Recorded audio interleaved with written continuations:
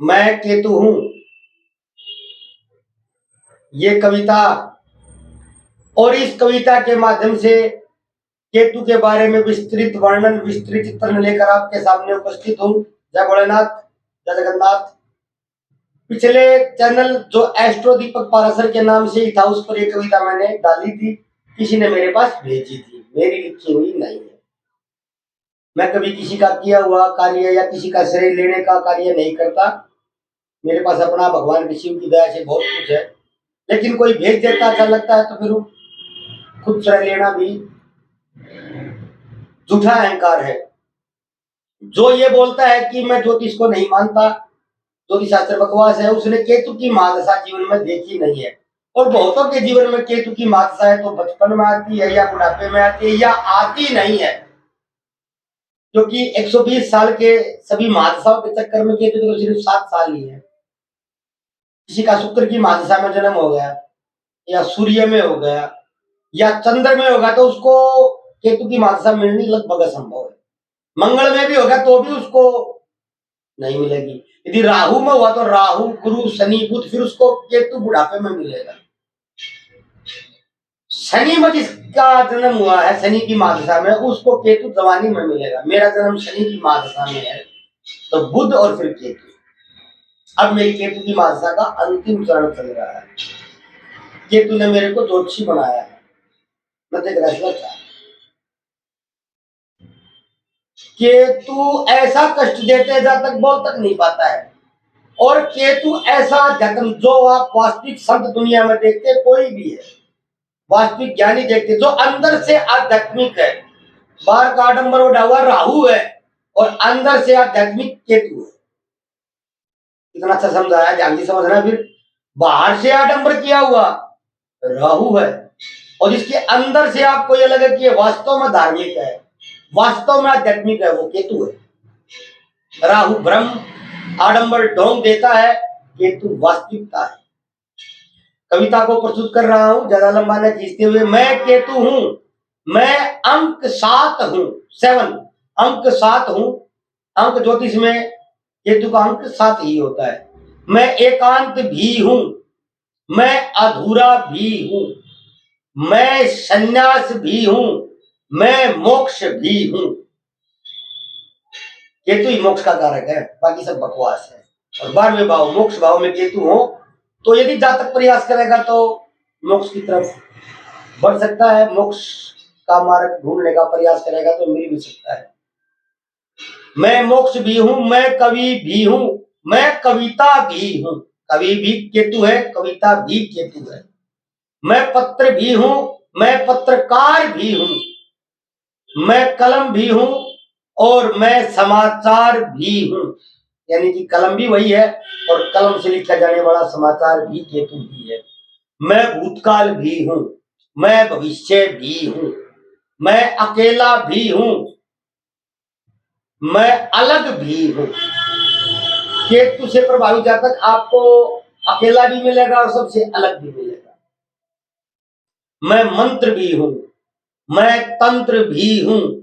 तंत्र जिसका फलित होता है, जो तंत्र में सिद्ध हो गया है, वो केतु के बिना नहीं होता है। मैं साधु भी हूं, मैं सत्संग भी हूं, मैं सुबह भी हूं, मैं शाम भी हूं, मैं संतुष्ट भी हूं, मैं असंतुष्ट भी हूं, मैं पीड़ा भी हूं। केतु की पीड़ा फोड़ा फुंसी कट चोट सब केतु है। मैं दया भी हूं, मैं झंडा यानी कि ध्वजा भी हूं, मैं विजय भी हूं, मैं इतिहास भी हूं, मैं इतिहासकार भी हूं।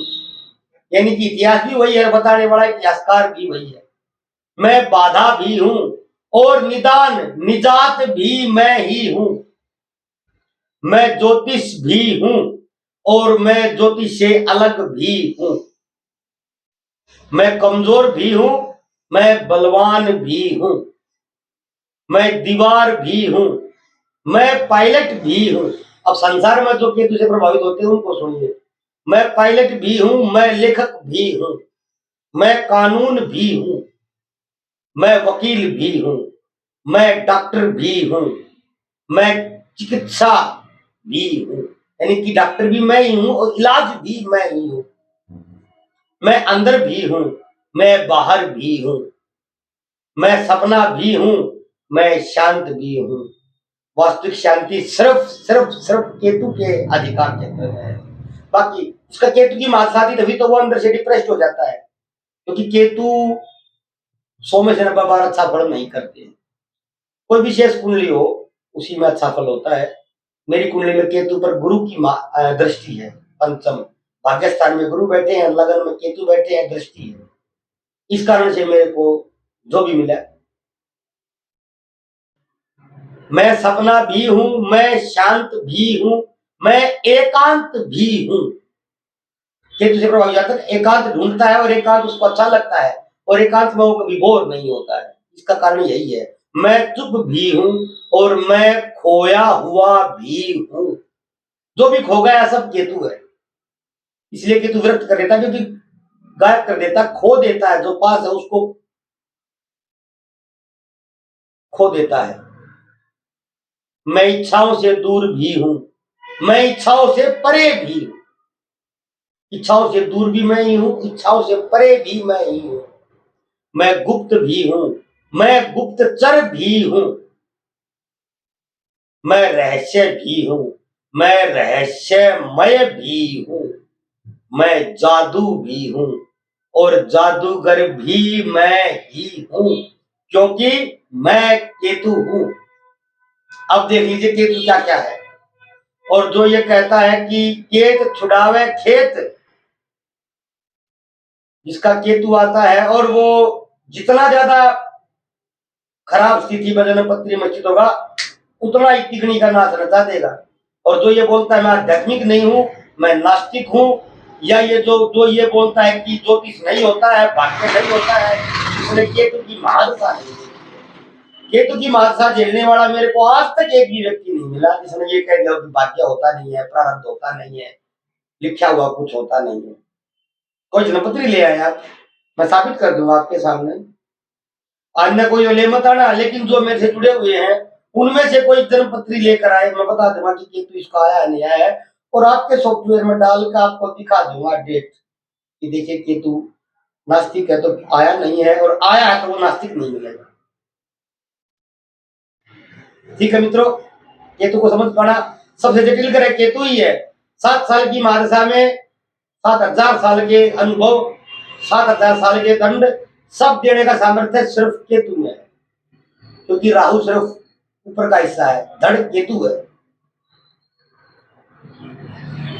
इसलिए केतु,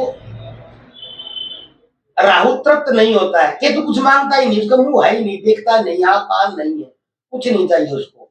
इसलिए जब केतु प्रभावित जातक होता है उसकी इच्छाएं खत्म हो जाती है। राहु से प्रभावित जातक होता है तो उसकी इच्छाएं 1000 गुना बढ़ जाती है। राहु फैलाव है, केतु संकुचन है। धन्यवाद। जय भोलेनाथ, जय जगन्नाथ।